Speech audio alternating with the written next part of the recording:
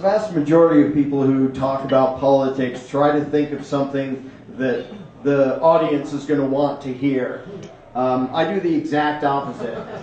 I find out what crowd I'm talking to and think, what can I say that will make them a little bit uncomfortable to try to push the way they think? Because contrary to whatever every politician will tell you and most candidates and everything else, the problem isn't out there. And it's so easy to point to lots of nasty, horrible people doing nasty, horrible things out there and say they're the problem. If we could just talk them into not being nasty, the whole world gets fixed. The truth of the matter is the problem is almost always between people's ears. Even among the vast majority of people who tell me that they're for freedom and they're fighting for liberty and they believe in individual rights. Now, it would be kind of convenient if you could scream and yell and fix all the bad people out there, but the truth of the matter is the only person you can actually fix is yourself. And what I talk about now is almost always trying to distill down what I put myself through for many years to end up with the view of reality I now have. I did lots and lots of psychological kicking and screaming along the way because I didn't want to give up a lot of the paradigms and assumptions I had my whole life. So don't think that what I say is what I started with. It's what I got to after years of looking inside my own head and realizing there's still contradictions there. And as long as there are contradictions inside my own head, I probably shouldn't be screaming at other people very much. I should probably fix that. For anyone who doesn't know, I'm an anarchist. Now, most of the anarchists I know got there by deciding that the choice between having a ruling class and not having a ruling class, it would be better to not have one. That's not how I got where I am. I got where I am by coming to the conclusion that there aren't two choices. There is no government. It's a hallucination because we imagine it to have authority that I can prove it does not have. And if we live our lives based on imagining something that isn't real, it's to be expected that we will do stupid, destructive things. As it happens in this case, the amount of evil and destruction and damage and suffering that comes from hallucinating authority where there is none is just enormous. It's way beyond my comprehension. It's way beyond the comprehension of most people I know, if not everybody. And so what I focus on is getting people to give up superstitions and hallucinations that mess with their own head. I'm going to be sort of short here in my monologue rant.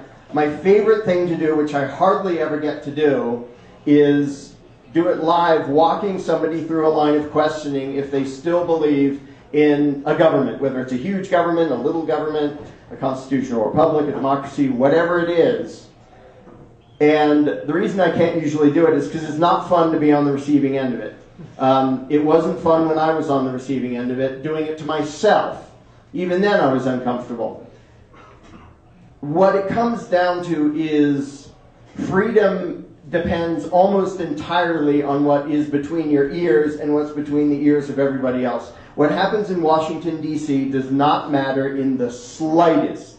It is absolutely irrelevant to whether we have a free society or not. Consider this. I realize that sounds weird if you haven't heard this sort of thing before. Consider this. What if tomorrow morning everybody in the country woke up and for some reason, by selective amnesia, they didn't know what the IRS was? And eventually they'd get letters that said, we're the IRS and you should give us a bunch of money. And they'd go, I don't know who you are, and they'd throw it away. That's the end of the income tax. It didn't take an election. It didn't take legislation. It took people no longer imagining an obligation to bow to a giant extortion racket. That's all. It wouldn't take a revolution. You wouldn't even have to resist. You just ignore them out of power. That's actually kind of the point of the little video, The Tiny Dive, that if you look at the number of extortionists and the number of their victims, it's just ridiculous. We outnumber them a gazillion to one. All of the power they have comes from their victims hallucinating legitimacy to the extortion racket. And it's true of every other law that the politicians want to spew forth. If we don't hallucinate an obligation to bow and obey, they just disappear. They have no power. Authority is always in the eye of the beholder. If we imagine them to be our master, then they are our master. If we stop imagining that, they aren't anymore.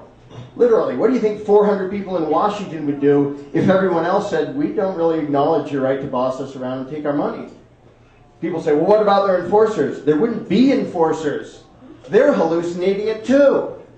All the people who work for the IRS, the soldiers, the cops, all the people who implement the destructive bad ideas of the crooks in Congress, they hallucinate authority where there is none.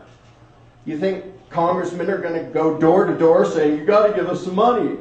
No, they rely on their thugs to imagine authority where there is none. And then they rely on their victims to imagine it. Now, if one or two people occasionally say, you don't have the right to take my money, you don't have the right to boss me around, in come the thugs, the very well-programmed thugs who think they're righteous and noble, stomping on people who disobey the ruling class. But if everyone understands it, it just goes away. It just evaporates. Literally, you can ignore any tyrant out of existence if enough people understand the reality.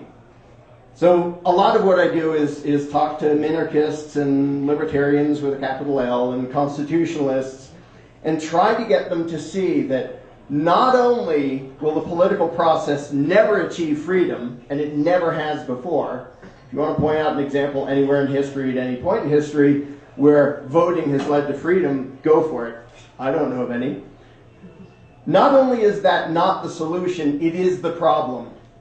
And I use the analogy of the slave who every day, thinks what he's going to say to his master, and he gets this eloquent, heartfelt speech of why he should be free. Every day he goes to his master and says, Master, here is why you really should free me. And he goes on for half an hour while his master isn't even paying attention. His master says, yeah, get back to work. That goes on until the end of time, unless one day the slave says, I don't need his permission to be free. And then he walks away. That is what has to happen. As long as we petition and we whine for or against this or that legislation, and we vote and we cry to the masters and we protest to the masters, the one message that comes through is, we agree that it is up to you, masters, what we are allowed to do. Whatever you say after that, they don't hear, and it doesn't matter. When the day comes that we don't go to them, we don't protest, we don't vote, we just turn our backs on them and ignore them, that's how you get to freedom, and that's the only way you ever get to freedom, because as long as you are begging the master for his permission to keep what you earn or run your own life or make your own choices, you're not even free inside your own head. As long as you imagine you need legal permission to be free, you will never be free, which is why most of what I focus on is getting people to understand the authority you hallucinate into government is not real. They are a gang of thugs, and that is all. Stop calling their commands laws. It gives it legitimacy. They aren't laws, they're threats. They boss us around and hurt us if we disobey. Stop calling their extortion taxation. It's not. It's just extortion. It's just as immoral as a carjacker or a guy on the street robbing little old ladies at gunpoint.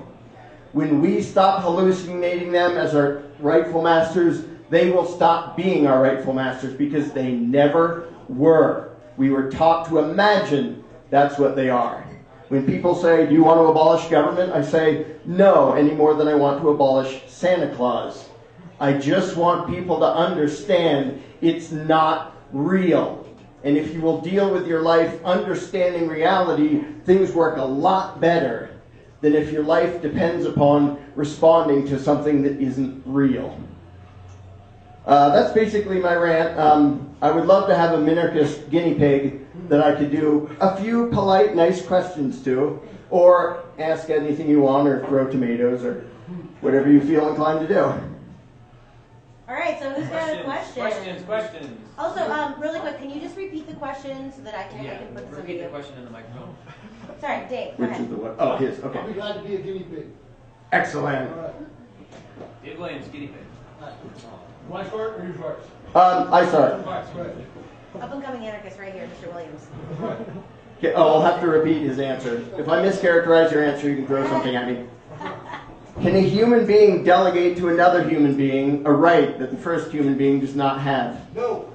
Can two human beings delegate to a third a right that neither of the first two have? No. Where did Congress get their rights to do anything? It's all getting. Okay. Hey, you pretended to be a minarchist. Cheater! I'm the former state chair of the Libertarian Party. You talking about those contradictions in your head? Yep. I got them too. Good, good. But you seem to be recovering nicely from it. So, any guinea pigs who will suffer more? I have an honest question that I kind of struggle with. Okay. I accept the fact, and although I was homeschooled, I was raised that government was a fact. Like, we're all programmed by media that government exists because you see shows like Law and Order, and you watch movies, and there's the CIA, and they have secret things going on, and you get this perception of this monolith that is government, and that almost makes it tangible.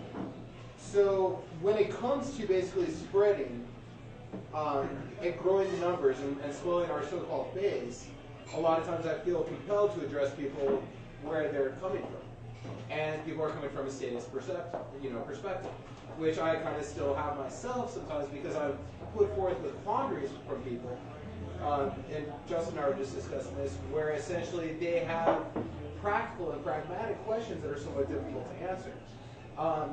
And so sometimes when trying to bridge that gap, for instance, I feel compelled to share with people the fact that there is more than one presidential candidate.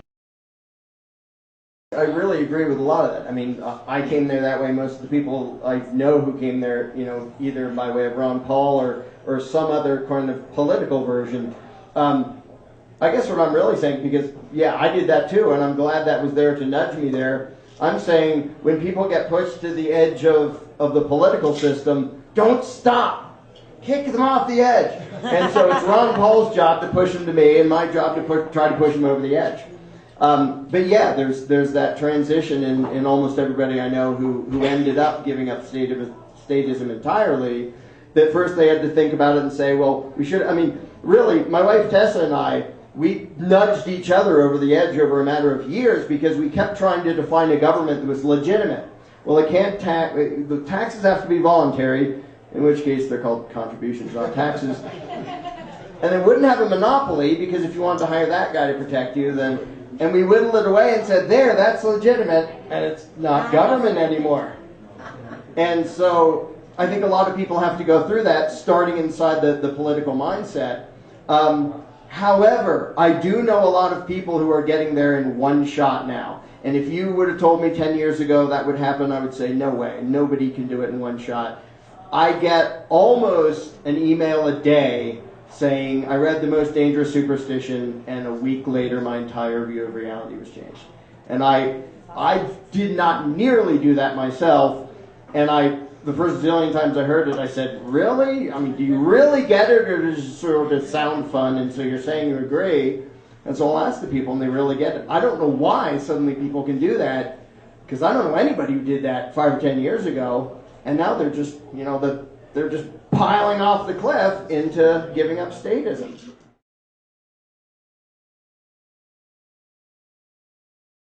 None. Do I have to repeat the question? By the way? No, I totally sympathize with the concern. Here's why I say none. Why I say there is no, like a lot of people say, well, we have to get there gradually. And I'm not saying this is what you said, but a lot of people say, well, we have to get there gradually or nudge people in that direction. There isn't actually a direction between somebody else owns you and you own yourself. It's one or the other. It's digital. The entire analog scale of Gary Johnson to Barack Romney has nothing to do with freedom or philosophy. It's just how nice do you want your master to be.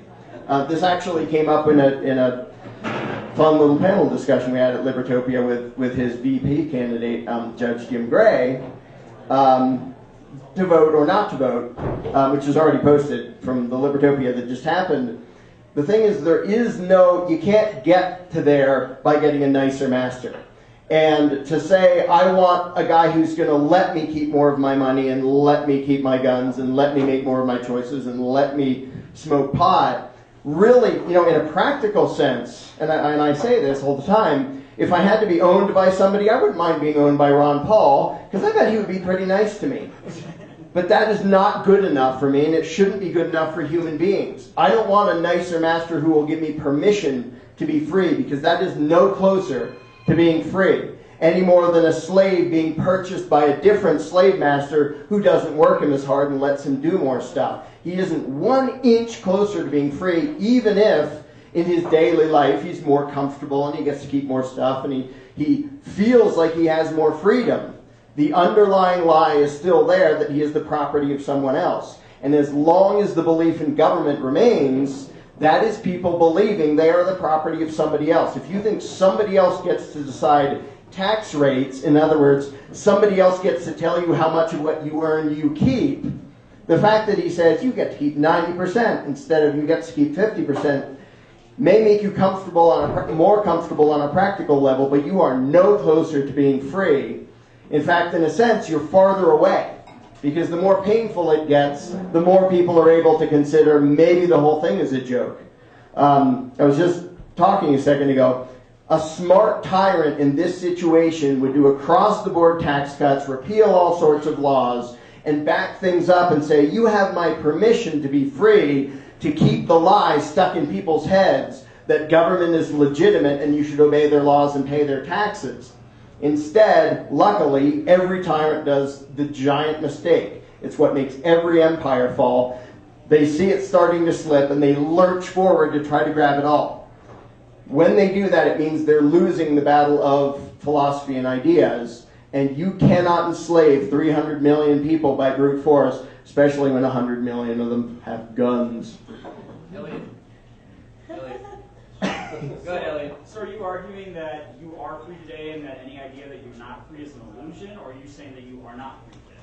I'm free in here. There are people outside of me who inflict threats upon me. Most of them call them laws and government. But I do not acknowledge any rightful master over me. And the slave that understands that he is not the property of anybody else is way ahead of the slave who's owned by a nice master. So here's the thing. So you're simply saying that any sort of person who says that they have an obligation upon you has no moral validity. Is that what you're limiting to? In that you are actually, in your opinion, are free today apart from any sort of fictitious obligation that's imposed? It's his opinion that he's free. It's his opinion. It's Yeah, and I can impose obligations on myself by agreeing to do something with it. But yeah, somebody who claims to be authority over me, he's lying. And if I can get away with disobeying him, I have no obligation to obey. And so then the reason why you support anarchy is, in your opinion... I don't support anarchy any more than I support abolishing Santa. It's what is. Okay, the reason why you are opposed to having an organized system of government, if I'm correct, are you opposed to an organized system of government? There is no such thing as government. So how do you define the current system of laws, regardless of legitimacy? Gang of thugs making crap up. The reason why you're opposed to the current gang of thugs making crap up that we have today, in your words, not saying I agree with it, but in your words, is because they are greater proximity to reducing your ability to act in the ways you want of your life as if those thugs were empowered, or why are you opposed to that? Because no human being can have the right to rule another. But there's always going to be... No, there will not. There will always be people who want to take your stuff. Yeah. The difference is that what we have now is greater control over them of what we will have. No, it's that not. we do not have voting and we do not have democracy. There will always be people who want to take your stuff. The difference is you imagine that some of them are legitimate. No, I don't. No, I'm not imagining they're legitimate. I'm imagining, or not imagining, that I have a greater degree of control over them than what we would have in a so-called state of anarchy. Really? You have the control over Congress. I have more Ready? control, I have Make more them control- give you... I Ready? have more control over them than we would have in a system. Great. Let's test that hypothesis. Get them to give you a 1% tax cut. Ready? Go. Get your system of multiple mafias to not kill you. Go. See, the thing is, you want to look at Do all I the look costs dead? of this system. Whoops. You Do I wanna look look at dead? all the costs of other systems. You're creating a fictitious test. You're loading the die on one side. No, I just demonstrated you have no control over I just Congress. demonstrated that your other system, you have no control It's over not a either. system. It is.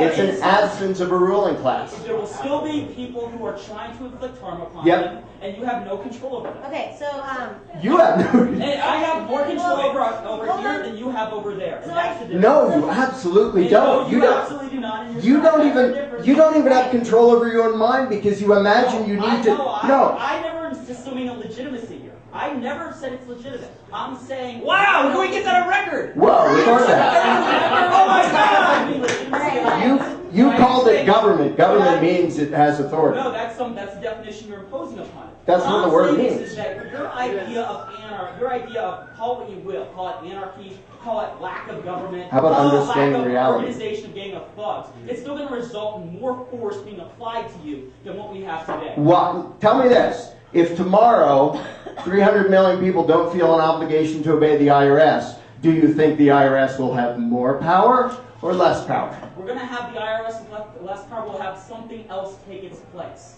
Really? Yes, we will. And what will this gang look like that can forcibly rob 200 million people who don't feel an obligation to obey? Something like the state of nature and Thomas Hobbes. Oh my God! So we'll be more robbed if we stop imagining that someone has the right to rob It has us. nothing to do with imagining rights. It has to do with It has whether or not someone everything. is actually going to rob you. It has everything to I know do. what it has nothing with legitimacy. You're focusing on legitimacy as the fundamental question. It is. This is irrelevant. Wait. The question is there's power to minimize the force. okay, that is Wait, available. wait. So, Who's imposing whose definitions here? but wait. That's a really good question. But hold on, stop. Go ahead.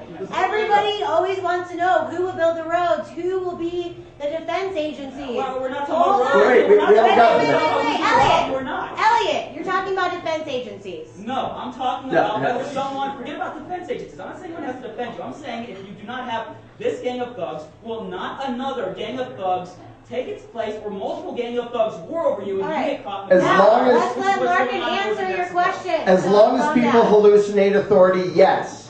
But if you actually think that 100,000 human beings, that's all there are at the IRS. The entire IRS has about 100,000 employees. 2,000 of them are armed. The rest are paper pushers. If you really and truly believe that 2,000 armed people can continually rob 200 million people every year who don't feel an obligation to obey them, you are delusional. And what's going on with Las Zetas in Mexico? What's going on with all the different... Nice change of topics. Do No, you because imagine... because see, here's the thing. You're so focused on authority and legitimacy, but you ignore the fact that if you get rid of authority and legitimacy, you're just going to have a different group of gang of thugs fighting over stuff, and your freedom and your property and your life is still going to be restricted. So in you some other don't way. It's think- the difference of proximity of threats. No. So you don't think that the fact that 100 million victims of the IRS extortion racket, imagining it to be legitimate, you don't think that's the driving force behind the income tax? I think that that drives the income tax, but I don't think that that's what's driving the fundamental question, which has to do with you avoiding people impinging your freedom and liberty and your ability to act. That's the question. Legitimacy, authority, that's all non-sequiturs. The question is, how do you get to maximize your freedom and people getting in your way? And the fact of the matter is, you're so focused, you're so fixated and obsessed with authority and legitimacy, you ignore the fact that there are other things that would inevitably arise. They're utterly trivial. They're So utterly you don't trivial. believe- Wait. Elliot, you don't believe in the free market? You don't think that the market works? You really think the government is better than the market? Is that what you're saying? What I'm saying is that the free market relies upon the rule of law, and if you do not have it, So the free market only works with the retarded area of government? You know what? Freedom relies on domination. I'll take a gun. All right, wait. Elliot, your questions are over. Jesse, please ask another question. Thank you for participating.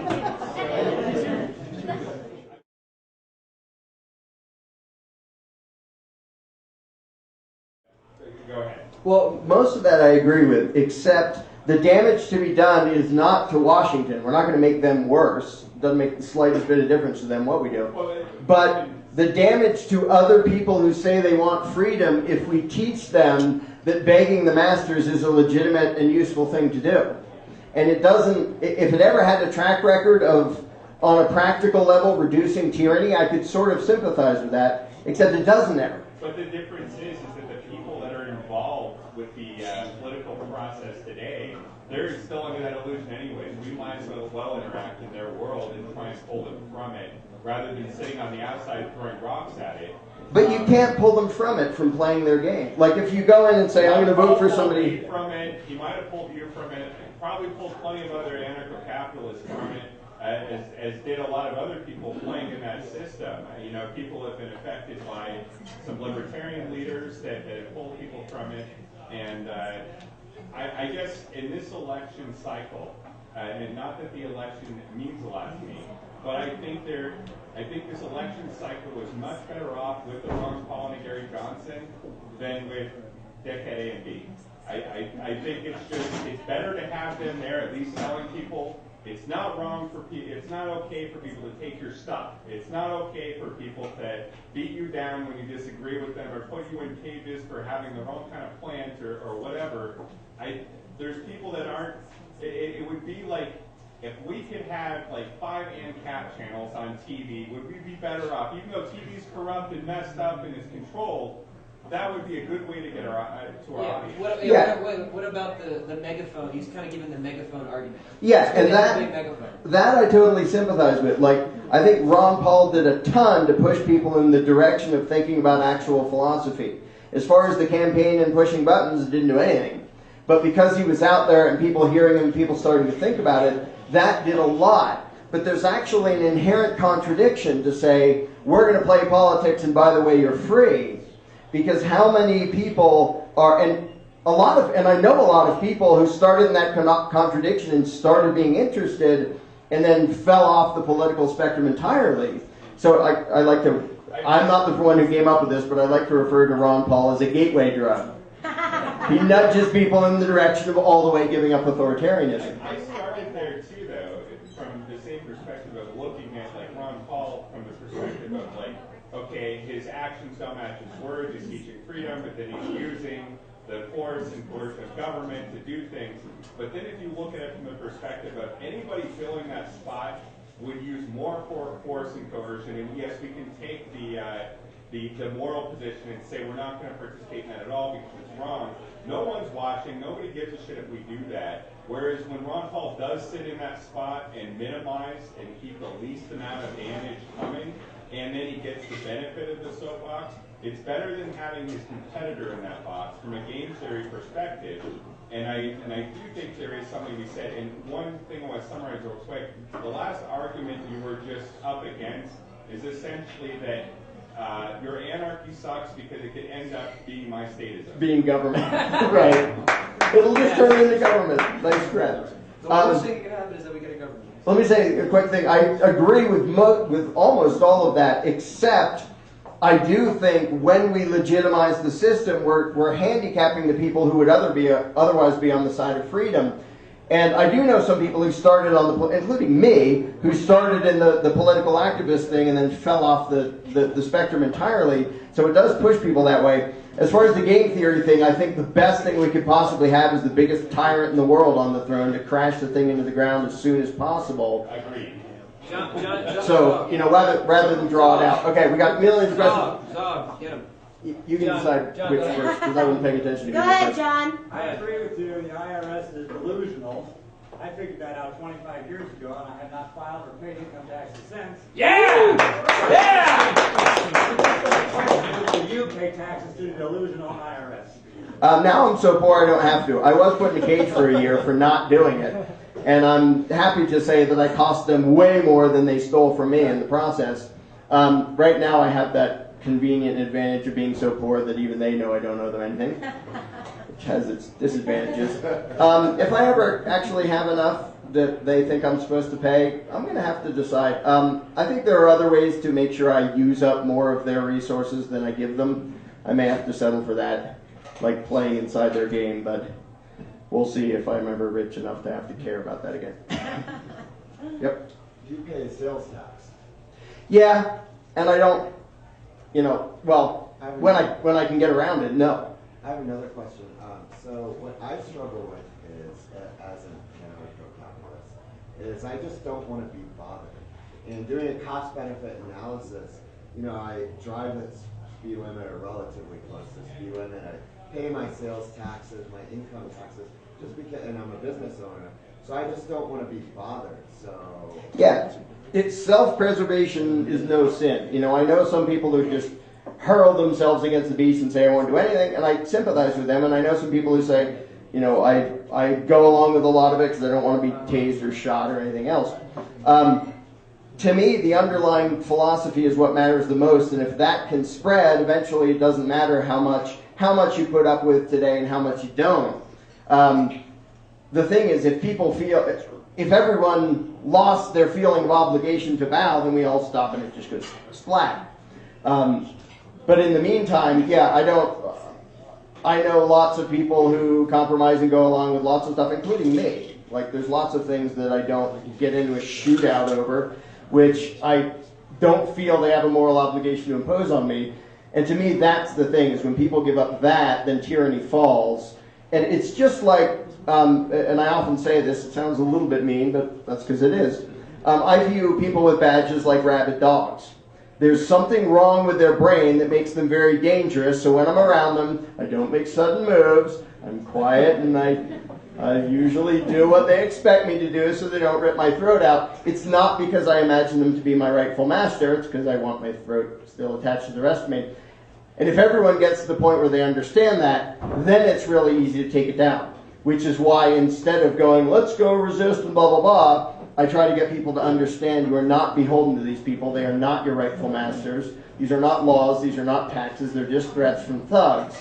Because when enough of us understand that, we don't have to bow to their garbage to save our own necks anymore. But yeah, I don't at all blame people for trying to stay alive in a society that, for the most part, thinks we're the property of the politicians. To me, the weirdest thing that I see happening now, and I don't know why, like when I look back at my own history of struggling and trying to hang on to the Constitution and trying to hang on to limited government, trying to hang on to authority, I don't know what made me after years just go, I don't really need that anymore, and own myself. And of the literally thousands of people I now know who have gone through that, you know, at different speeds and from different positions. I know, you know, self-avowed socialists who turned into anarcho-capitalists, and everything along the spectrum. I still can't figure out why people make that choice. Like, all I can do is try to put ideas in front of them, but there are some people who want this much government, and 15 years later they'll be screaming their heads off that, no, we have to have that much, I'm not letting go. And then there are other people who you talk to for a couple weeks and they go, yeah, it's all bogus, man. And they let go. I don't know what it is that makes that happen. What I do know is it's speeding up a lot. Like 10 years ago, I've been saying the same things for 16 years. And 10 years ago, I knew maybe 6 people who would call themselves anarchists. Now I know 6,000 at least. And it's been going on a curve. I don't know why. I don't think it's from what I'm saying. I don't even think it's from, like, Stefan Molyneux. You know, every nudge helps. But there seems to be an essential, huge thing going on that all of a sudden people are able to think past the scale of what kind of master should we have to, why do we need a master? And that last step to me is all that matters. The entire bickering over how big our master should be, it completely misses the point. But now there are lots of people stepping over that line. And I don't know why, but I'm thrilled about it, so I keep screaming about whatever I can scream about. And just watch it happen. Yep. Right, and she was saying that the non-aggression principle is just sort of a world changer for a lot of people. And that's been around, I mean, that's been the basis of libertarianism for ages. And the funny thing to me, which shows the power of the delusion of government, is if you ask them, do you think it's okay to initiate violence against another human being? Everybody says no. But if you say, well, does that mean you're not voting anymore? Well, no. In that case, you have to. So it's something almost everybody instinctively understands. They know it's right. They know it's civilized. But they imagine there's this huge exemption for the thing called government. And they so much believe it that they don't even notice when you, because I often get before a crowd and say, I promise never to initiate violence against any of you or advocate that anyone else do it. Who here is going to agree? Everybody's hand goes up, and then I say, okay, that means you don't vote anymore because you know whoever you vote for is going to demand my money under threat of caging me, and all the hands go down. And hopefully some people start to think about it. But yeah, when somebody all the way grasps the non-aggression principle, it's so simple and obvious. And that's the thing. Most of what I do is not explaining really complex things. It's how do you explain things that are so painfully simple that every 4-year-old should understand them, but they've been bashed out of our heads through authoritarian indoctrination. Yeah, the lie is hugely complicated. The truth is painfully simple. Hand. I'll always bring this up. Oh, you get rid of it, you'll have another one. As long as people believe in authority and government, absolutely. Which is why the belief is what has to go. And until it does, even if this one puts itself out of business and crashes, economic disaster, whatever it does, Soviet Union, Rome. Oh, no, I would agree. I would say that the NCAP community and the liberty movement, what we need to do is we need to get to that finish line before the state fully collapses. Yeah. So that we can avoid a new one. It will be a very, very unique, never say very unique, it'll be a very unique situation when this empire falls on its face and gives the people who actually believe in freedom a chance to live it without getting run over by tanks and blown up by drones and stuff. Yeah.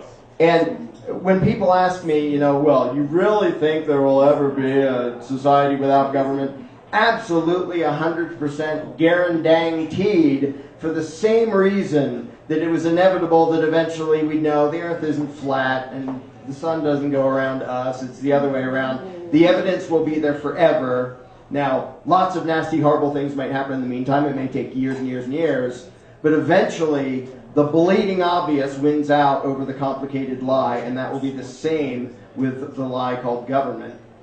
Sooner or later, everyone's going to look back on today and say, wow, they actually imagined that a group of human beings had the right to boss everybody around. They will look at our constitutional republic the same way we look at the notion of divine right of kings. Oh, some watery tart lobbed a scimitar at you and suddenly you have the right to rule. How we look at that is how the future will look at politics today. Give it up! Give it up for Larken. All right, I know that some of the statists in the room had their interest piqued, so I would encourage you to check out Larken's book, The Most Dangerous Superstition, because it certainly is dangerous and a superstition.